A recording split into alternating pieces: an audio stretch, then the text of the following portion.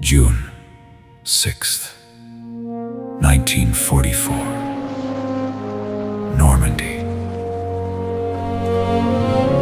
The long-prepared entry into Europe. D-Day now underway.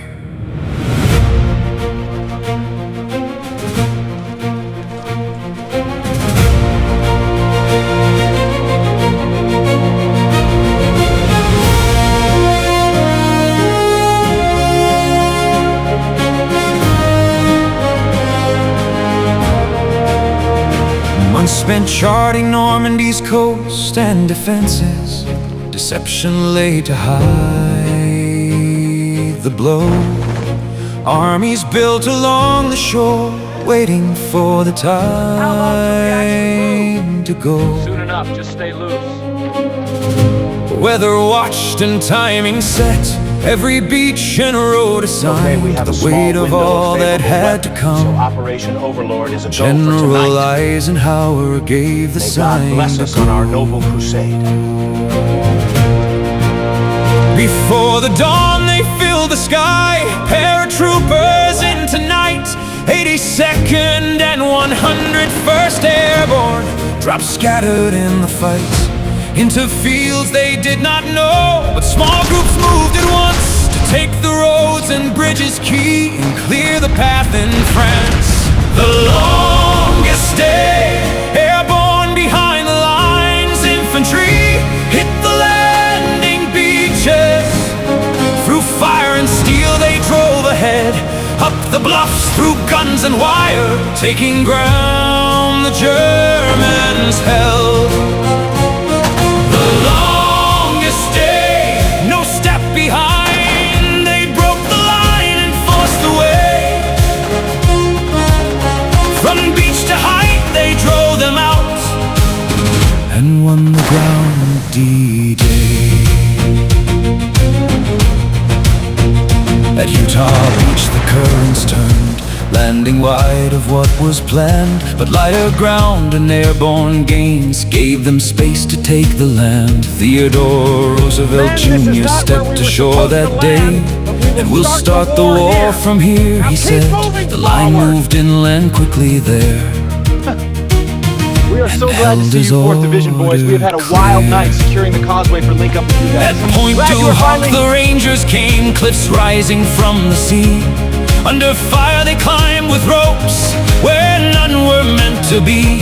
Colonel Rudder led them through the storm, through stone and falling flame. The German guns were found in silence there before they took their aim. The longest day, airborne behind the lines, infantry hit the landing beaches. Through fire and steel they drove ahead, up the bluffs through guns and wire, taking ground the Germans held. The longest day, no step behind, they broke the line and forced the way.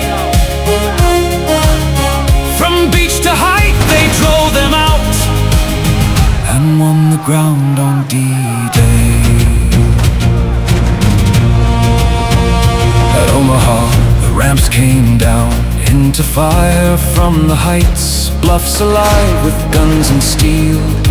Cutting through the fight, bombardment failed to break the line. Defenses held above, men were pinned against the surf, with little chance to move. Omaha, the line was thin, every yard was paid in blood. No clear path and no sure ground, just men who would not give it up. Not by plan, but by the will of those who moved through fire. They rose and pushed beyond the shore and climbed the deadly wire. Small groups formed along the beach, leaders rising where they fell, scaling draws and breaking through. Under shot and shell, bunkers taken from the flank, machine guns silenced one by one. Up the bluffs they forced their way, till the ground was won. By My midday lines began to move. The heights above gave way. What had nearly broken there now slowly turned that day. Utah, Omaha, soared, Juno, gold. 5 beaches joined as one, a foothold carved in Normandy. The road to victory began. In Normandy the truth was known, that plans can break and bend, but training, courage and command can carry to the end. From sky to surf to rising ground, the lesson still remains: victory is never given, it's taken by the brave. Normandy. The foothold gained and held, and from that shore the road to Nazi Germany's end began. Hey Adolf, the Screaming Eagles are coming for you! Well, this sure is a hell of a war, don't you think? Hope you camera boys stay safe and don't end up here like us. Hey, you wouldn't happen to have some smokes on you that you wouldn't mind sharing with us here? As you can see, we could sure use one. Lord, receive this brave soul into your eternal rest. Comfort those who mourn, and let this sacrifice never be forgotten. Amen. This D-Day has a very special meaning for me, and I'm not referring merely to the anxieties of the day, the anxieties that were a natural part of sending in an invasion where you knew that many hundreds of boys were going to give their lives or be maimed forever.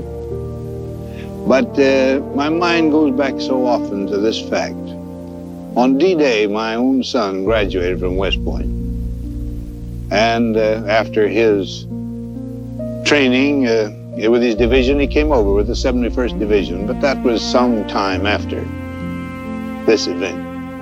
But on the very day he was graduating, these men came here, British and our other allies, American, to storm these beaches for one purpose only: not to gain anything for ourselves, not to fulfill any ambitions that America had for conquest, but just to preserve freedom, systems of self-government in the world.